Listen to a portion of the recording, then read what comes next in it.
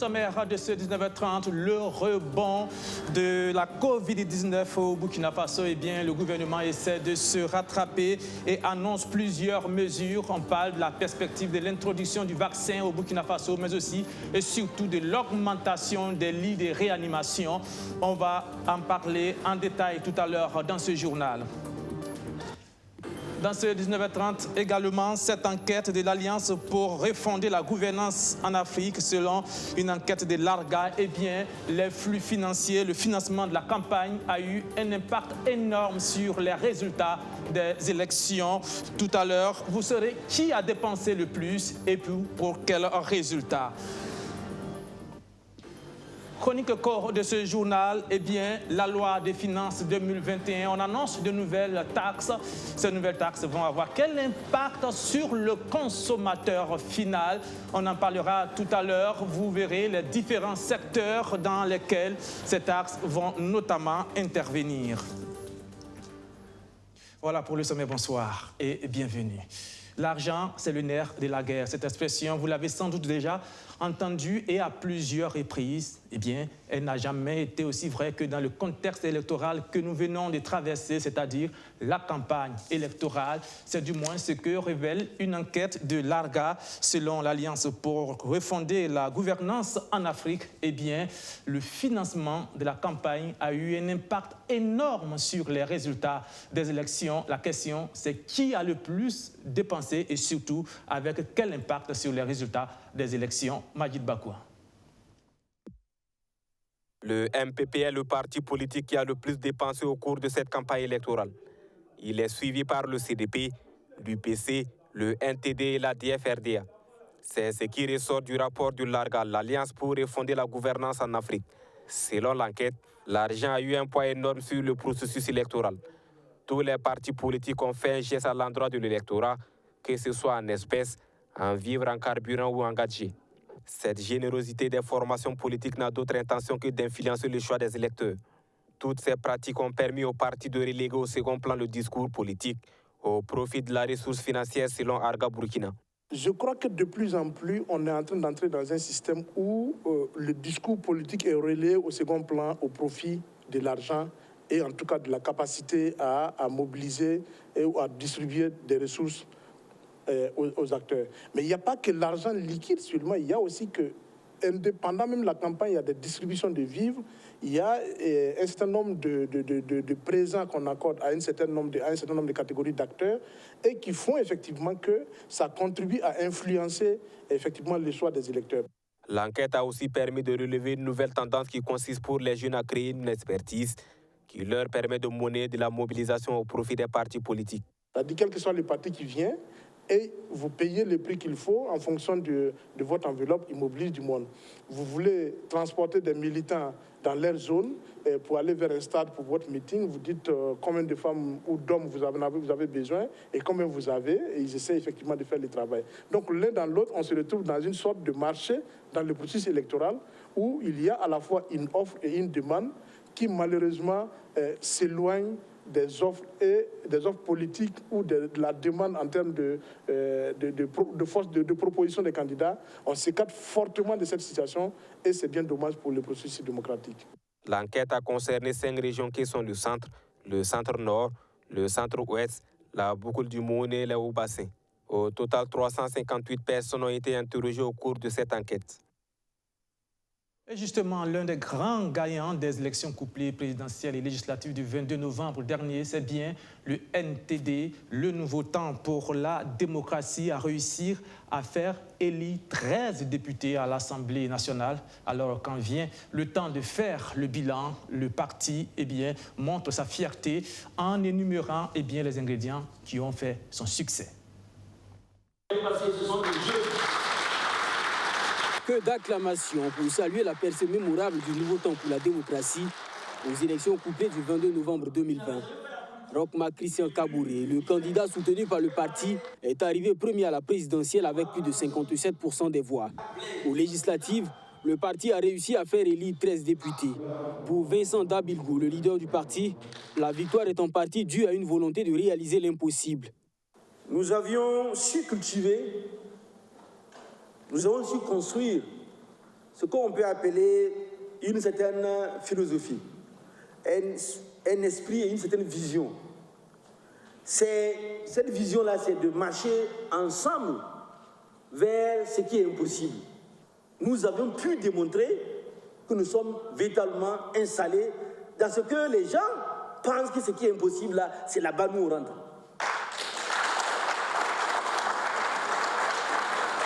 Les résultats de ces dernières élections sont également dus au fait que le parti a su s'entourer de cadres dynamiques et a réussi à mieux organiser les structures de base. Un parti politique, c'est véritablement des structures de parti. Parce que l'organisation, ce sont les structures du parti. Et si vous avez constaté, dans notre parti, nous avons pris du temps pour construire, pour créer des structures de notre parti. Le NTD dit vouloir se positionner comme un parti avant-gardiste. Pour ces élections, des novices en politique ont été placés tête de liste et certains ont réussi à se faire élire, à l'instar de Jean-Gabriel Séré dans la province du Mouroun. Premier essai, bon, on dirait coup de maître, mais ce n'était pas aussi évident que ça. Ça, c'est d'abord par la compétence. Parce que je suis au niveau de l'administration publique et j'ai eu à occuper des postes de responsabilité déjà quelques années. Je ne dirais pas que je suis vieux dans l'administration parce que j'ai 9 ans de service dans l'administration. Pendant la 7e législature, le NTD a cohabité à l'hémicycle avec d'autres partis de la majorité au sein d'un même groupe parlementaire. Pour la nouvelle législature, le parti a poussé des ailes et peut désormais évoluer en solitaire dans un groupe parlementaire autonome. Venons-en maintenant à cette polémique qu'on pourrait illustrer avec cette question. Les essais cliniques entamés dans le cadre de la lutte contre la COVID-19 sont-ils toujours en cours? Eh bien, oui, répond le ministère en charge de l'enseignement supérieur. Et pourtant, pour sa part, l'agence chargée de mener le processus maintient sa position de n'avoir pas donné d'autorisation. La Ligue des consommateurs du Burkina a essayé de connaître la vérité. Eh bien, quelques membres de la délégation se sont rendus sur place à la Direction générale pharmaceutique. Roméo Koyeta. Acheminons-nous vers une autre polémique autour des essais cliniques annoncés par le gouvernement fin mars dans le cadre de la lutte contre la COVID-19. En tout cas, la Ligue des consommateurs dit avoir relevé des contradictions entre les acteurs autour de cette expérience scientifique. La déclaration qui met le feu aux poudres, c'est celle du ministre en charge de la recherche scientifique. En marge des journées scientifiques de l'Institut de recherche en sciences de santé tenues la semaine dernière, Alkassou Maïga affirmait que les essais cliniques sur la chloroquine et la pivirine sont en cours. Les essais cliniques poursuivent leur parcours. Mais vous savez que le risque de communiquer tout sans avoir des résultats avérés, c'est un danger pour tout le monde. Donc, il faut que la communauté scientifique valide tout ce qui a été fait. Pour la chloroquine, depuis un moment, ils sont là-dessus, je pense qu'ils feront un point. Et je sais également, pour ce qui est d'apivirine, le directeur pourra faire un point après, mais les résultats sont là. Ce n'est pas moi, ministre, de vous donner les résultats, mais je vais leur demander, sous peu, de communiquer, ne serait-ce que sur les étapes auxquelles ils sont rendus, pour que ceux qui nous suivent puissent se rendre compte effectivement que les choses se font et que sur la base de ça, il y a des possibilités qu'on ait des solutions à la pandémie au niveau du Burkina Faso. Une déclaration surprenante pour la Ligue des consommateurs qui estime que les essais cliniques n'ont jamais été autorisés par l'Agence nationale de régulation pharmaceutique. Alors, ce 21 novembre, elle a rencontré la première responsable de la structure. Un entretien à huis clos, mais la substance des échanges est sans équivoque. La directrice de l'agence n'aurait pas connaissance d'une étude en cours. Elle a dit que l'interdiction est toujours en vigueur, qu'elle aussi elle a appris comme tout le monde. Eh bien, nous avons déploré le fait qu'elle ait appris comme tout le monde et que rien ne se fasse jusqu'à présent. Parce que si des médicaments sont en train d'être donnés à des gens, vous savez, le médicament, quand il est bien utilisé. S'il est mal utilisé, il est un poison. Donc nous considérons qu'il y a péril dans la demeure. Il faut peut-être que l'ordre des médecins dise quelque chose. Et nous nous exprimons publiquement pour que le procureur puisse savoir ce qui se passe au pays des hommes intègres. L'interdiction est toujours en vigueur, mais l'étude se mène. Eh bien, on se demande dans quel pays nous sommes là. Tout en exigeant la vérité sur cette affaire, La Ligue des consommateurs déplore un manque de coordination des actions et des messages dans la lutte contre la Covid-19 qui connaît actuellement un rebond. La Covid-19 encore, vous le savez, la maladie est en forte progression au Burkina Faso ces dernières semaines. Eh bien, après les mobilisations observées lors des campagnes électorales sans aucun respect des mesures barrières, les chiffres se sont envolés. Les cas de contamination ont subitement bondi. On parle de 206 nouvelles contaminations à la date du 20 décembre, portant le total des cas actifs à 1425, 155 nouvelles guérisons. Au total, 3659 nouvelles guérisons. Eh bien, dans ce contexte, le gouvernement essaie de se rattraper. L'annonce des mesures, notamment la perspective de la vaccination et surtout le renforcement des capacités opérationnelles des centres de santé avec l'augmentation des lits de réanimation et des respirateurs artificiels. Le point de tout cela avec Dr Brice Bikaba.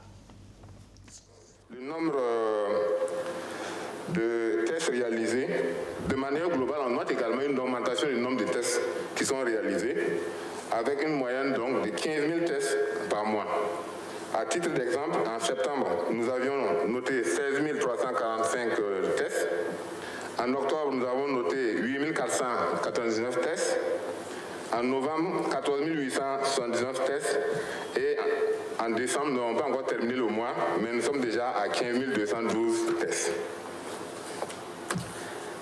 L'évolution hebdomadaire du nombre de décès également montre qu'au cours donc, des 2 dernières semaines, nous avons noté donc, un certain nombre de décès, notamment à la semaine 50, 5 décès, et au cours de la semaine, 3 décès.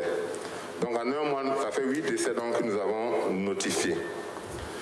De manière globale également, nous avons analysé au cours donc, de la semaine dernière 9 370 échantillons, dont 1380 ont été positifs, soit un taux de positivité de 14,72%. Le total des échantillons analysés donc, à la date donc, de ce jour est de 89 214, dont 5 160 positifs, soit un taux de positivité de 5,78% contre 14,72% au cours donc, de cette semaine. L'analyse donc du taux de reproduction montre que nous sommes passés d'un taux de reproduction qui était à 1 à un taux de reproduction qui est supérieur à 1, ce qui montre aussi que l'épidémie donc est active et donc on a une tendance à l'augmentation du nombre de nouveaux cas. Au regard de la situation, quelles sont les hypothèses que l'on peut poser pour expliquer cette éventuelle hausse du nombre de cas? La première, nous avons les facteurs climatiques.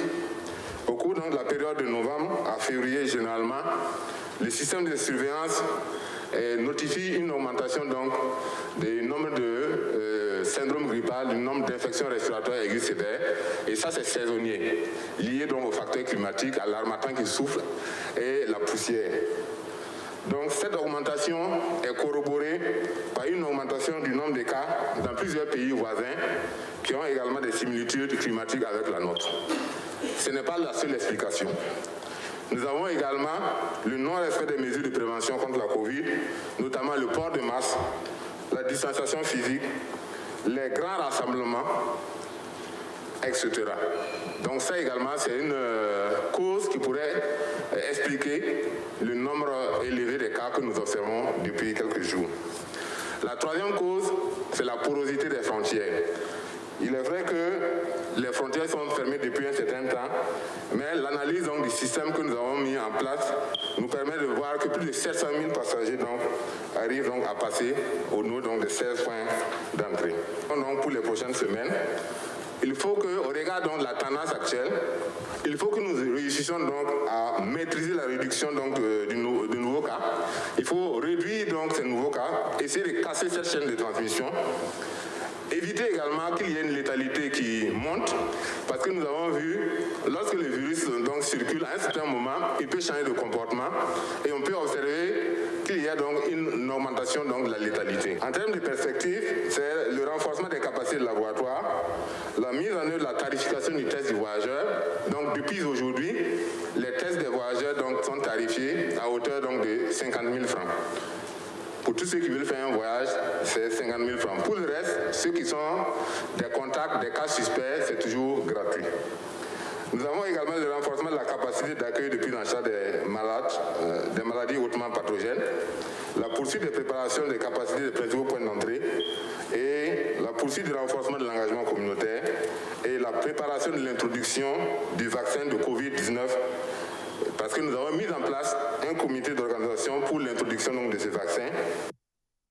Voilà, pour être complet sur le sujet de la Covid-19, sachez qu'en Angleterre, mais aussi en Afrique du Sud, on annonce l'apparition d'une variante du virus, une variante beaucoup plus contagieuse. Conséquence, plusieurs pays de l'Union européenne et même des autres parties du monde ont fermé leurs frontières aériennes et terrestres avec la Grande-Bretagne. La Grande-Bretagne, donc en ce moment même, presque à l'isolement. D'un fléau à un autre maintenant, on parle de l'insécurité liée au conflit intercommunautaire et au terrorisme. Au-delà des pertes en vies humaines et des dégâts matériels, il y a aussi ce qu'on appelle les blessures psychologiques chez les victimes. Maïmounata Kéré s'est penchée sur la question dans son mémoire de masters, notamment sur le deuil des femmes, des déplacés internes, un processus rendu notamment difficile, entre autres à cause du stress post-traumatique. Abdoulaziz Sarré nous en dit plus. Les attaques terroristes et les conflits intercommunautaires qui minent le Burkina Faso n'ont pas fait qu'engendrer des pertes en vies humaines. Ce triste fléau a également causé des troubles psychiques chez les populations, en plus de la fugue. Et c'est l'existence de ces souvenirs amers dans l'esprit de ces déplacés internes que Maïmounata Kéré démontre ici face aux membres du jury. Selon les résultats de ces recherches, le travail de deuil chez les femmes déplacées internes est entravé par la sévérité du trouble de stress post-traumatique. En d'autres termes, elles ne parviennent pas à supporter la disparition de leur mari ou enfant mort dans des circonstances atroces. À l'issue de l'étude qui a été faite, des indications psychothérapeutiques ont été élaborées. Et le processus, donc, selon nous, pour parvenir au travail de deuil, devra passer par le dégagement de l'impact traumatique, c'est-à-dire un travail de déchocage psychique et émotionnel qui sera fondé sur la verbalisation libre des affects relatifs au traumatisme. Tout en félicitant l'impétrant du jour pour la qualité de ses recherches, les membres du jury jugent le document recevable à cause de la pertinence du thème qui cadre avec l'actualité. Ils sont convaincus que ce document sera d'une grande utilité dans la prise en charge psychosociale des déplacés internes afin d'atténuer les conséquences de leur souffrance psychique. Face à la perte de notre chair, nous sommes déséquilibrés, nous sommes bouleversés. Les émotions sont fortes. Si on y prend garde, l'individu peut tomber dans des psychoses, c'est-à-dire des altérations plus profondes de sa personnalité. Mais si on intervient pour l'aider, à partir de la compréhension que nous avons du travail psychocognitif, du travail socio-affectif à réaliser, nous pouvons atténuer les conséquences de la souffrance psychique et partant favoriser le travail de deuil et par ricochet la résilience, c'est-à-dire l'adaptation ou la réadaptation sociale des sujets victimes. C'est sous ce temps que le travail réalisé présente une grande importance. Cette soutenance de thèse de master est une première au département de philosophie et de psychologie de l'université Joseph Kizerbo. Satisfaction affichée pour les premiers responsables qui estiment que ce résultat est le fruit d'un long processus. Oui, avant qu'on ne commence, il y a eu un processus d'abord de construction des programmes et de validation de ces programmes-là. Et ça passait par plusieurs étapes. Il y a eu des va-et-vient, des remises en cause. Et depuis 2011, le processus était en cours. Et il y avait des soucis de personnel pour animer le master, de sorte que d'autres collègues beaucoup plus gradés nous ont épaulés pour conduire le processus, jusqu'à ce que nous ayons effectivement le profil de personnel qu'il fallait pour que nous puissions donc nous approprier le master et commencer effectivement les recrutements et la formation effective. Après la délibération, Maïmounata Kéré obtient la mention très bien avec une note de 17 sur 20. Cela ne vous a pas échappé que nous sommes aujourd'hui lundi 21 décembre et comme tous les lundis, place donc à notre rendez-vous économique hebdomadaire Chronique Éco maintenant.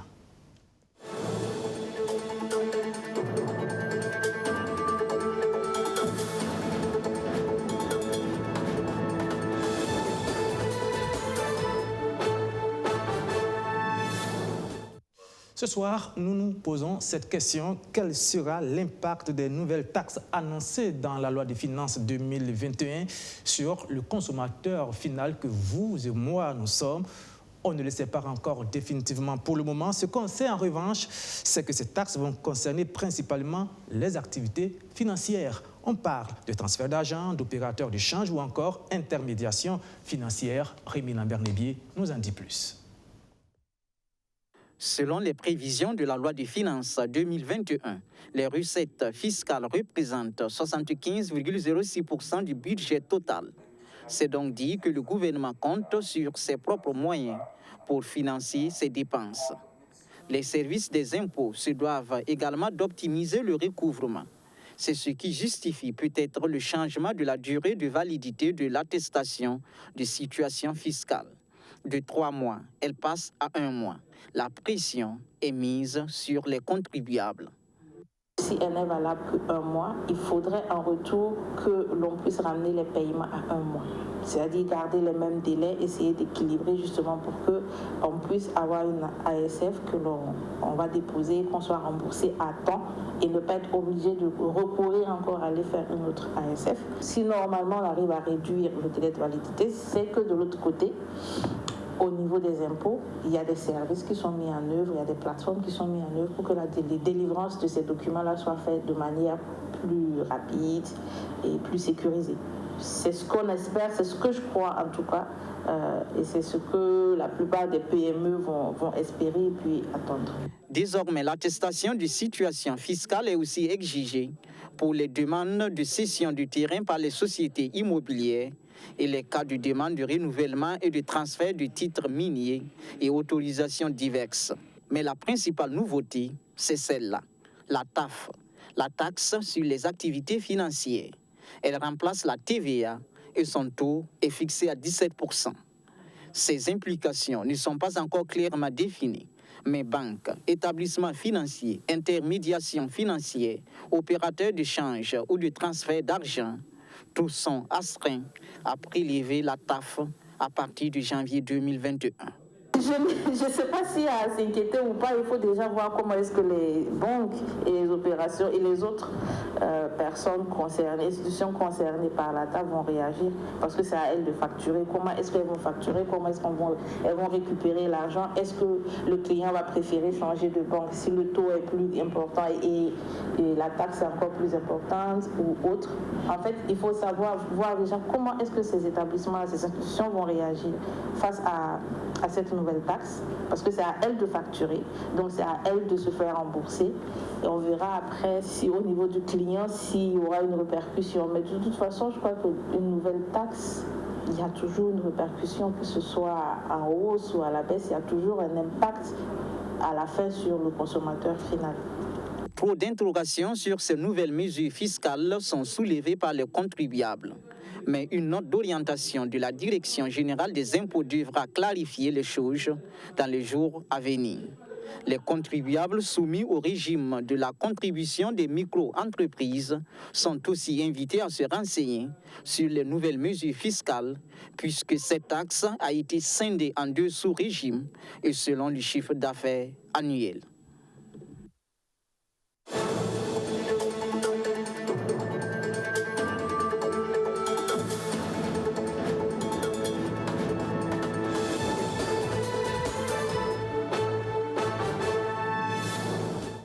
Il en a été question dans la chronique éco que vous venez de suivre. Il s'agit de l'implication économique, mais aussi fiscale des opérations foncières et immobilières. Il faut dire que l'un des instruments au cœur de l'organisation de toutes ces opérations, c'est bien le guichet unique du foncier, un instrument qui n'est pas trop connu peut-être par les personnes et les populations. Eh bien, pour parer à cette situation, ce guichet unique et foncier a organisé une journée portes ouvertes, c'était le week-end dernier. Arsène Konditamde.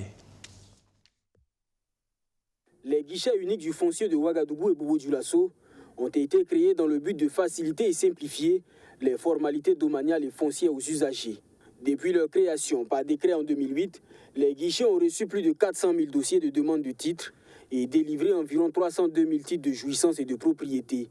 C'est pour mettre en lumière le travail abattu que les guichets uniques tiennent leur journée portes ouvertes. C'est appelé les uns et les autres à venir s'informer. Donc le but vraiment de cette journée-là, c'est donner l'information aux contribuables, aux citoyens, parce qu'il est important aujourd'hui que chacun sécurise ses biens. Les biens fonciers doivent faire l'objet de sécurisation. Et quand vous n'avez pas de titre, vous n'êtes pas en sécurité. La Direction générale des impôts s'inscrit dans une dynamique d'amélioration constante des services du guichet unique. Des efforts vont être faits afin de rapprocher davantage la structure des usagers.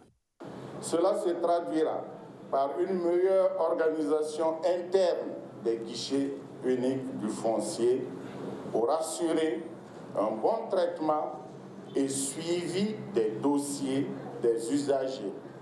Et aussi et surtout la digitalisation des processus fonciers afin de maîtriser la fiscalité foncière et immobilière et garantir le service public de qualité tant recherché.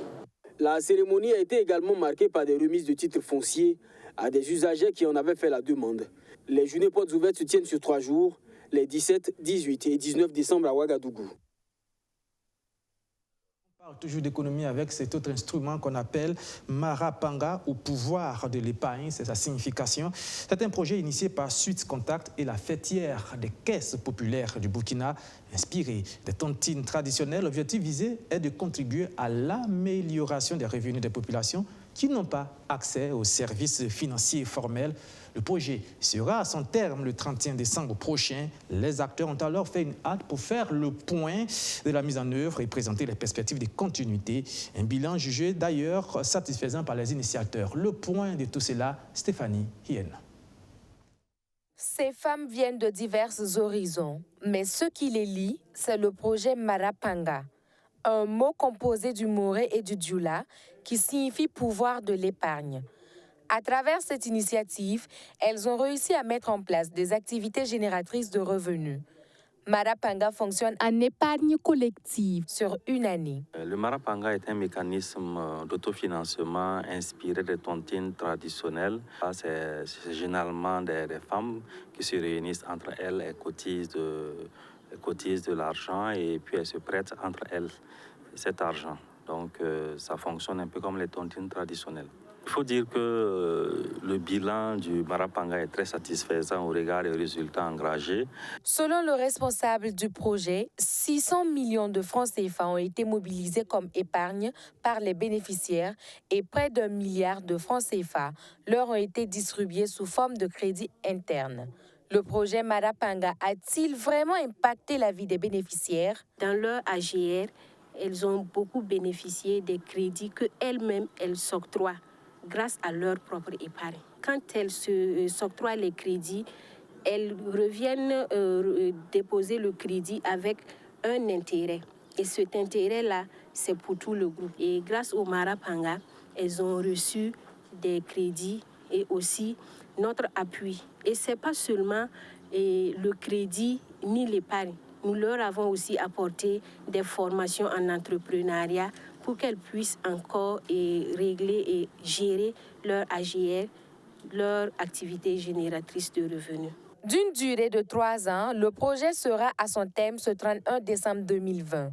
Après cette date, les femmes bénéficieront d'un programme dénommé Crédit Épargne, de même qu'une éducation financière pour la continuité des groupes Marapanga créés. Et pour terminer, c'est un exercice dans lequel ils sont peu ou pas assez visibles et pourtant cela leur tient autant à cœur. Il s'agit des organisations syndicales qui agissent sur le plan humanitaire. La preuve, la coordination des syndicats du ministère de l'Économie et des Finances vient de manifester sa solidarité envers les populations déplacées internes de Kaya, fourrage, latrines et vivres. Voilà ce qu'ils ont fait comme don. L'inauguration de ces infrastructures a eu lieu le 19 décembre dernier. Benjamin Kwame. 2 forages motorisés sur les sites de Kaya et de Kongoussi, 6 blocs latrines, 80 tonnes de riz, 55 tonnes de farine, des aliments pour enfants, des articles ménagers, des formations au profit des femmes. Voilà ce que vaut le geste de la coordination des syndicats du ministère des Finances. Un geste de bienfaisance, de solidarité, mais aussi d'interpellation à des actions communes envers ces déplacés. À nos frères qui ont fui la terreur et l'ennemi et qui se trouvent ici par pur hasard, nous serons toujours à vos côtés afin que bien loin de vos familles, vous puissiez toujours retrouver à chacun de nous un frère ou une sœur qui vous aime. Cet instant solennel nous permet, encore une fois de plus, d'interpeller le gouvernement sur son rôle régalien d'assurer à tout Burkinabé la sécurité. Notre vœu le plus cher est que, dans un futur très proche, nos frères et sœurs ici présents regagnent leur habitat dans la sécurité totale. Au total, 150 millions de francs CFA mobilisés à partir des cotisations des agents du ministère de l'économie et des finances. Un acte qui vient soulager ces populations. Je peux dire que l'homme le plus heureux aujourd'hui, c'est moi, particulièrement, et la population de Bahreïn. Parce que ce que les syndicalistes du ministère des Finances ont fait pour la population de Bahreïn vraiment est très énorme. L'eau, c'est la vie. Aujourd'hui, c'est vrai qu'il y a des déplacés à Bahreïn, mais ce n'est pas seulement ces déplacés-là qui vont profiter. Dans cette école, nous avons presque 800 et quelques élèves. Déjà, rien que ça, c'est vraiment un grand soulagement. En venant à Kaya, ça n'a pas été du tout facile. Nous sommes arrivés sans rien. Maintenant que nous avons du soutien, surtout avec les dons des agents du ministère de l'économie, nous ne pouvons que nous réjouir. Nous leur disons merci du fond du cœur. La dégradation de la situation sécuritaire au Burkina Faso a entraîné un déplacement massif des populations de leur localité d'origine. À ce jour, on dénombre plus d'1 million de déplacés. Et Kaya et Kongoussi enregistrent le plus grand nombre de déplacés internes. Et c'est ici que prend fin ce journal. Merci de l'avoir suivi, merci de votre fidélité renouvelée. Bon début de semaine, on se retrouve alors donc demain à la même heure, c'est-à-dire 19h30. Au revoir, bonsoir.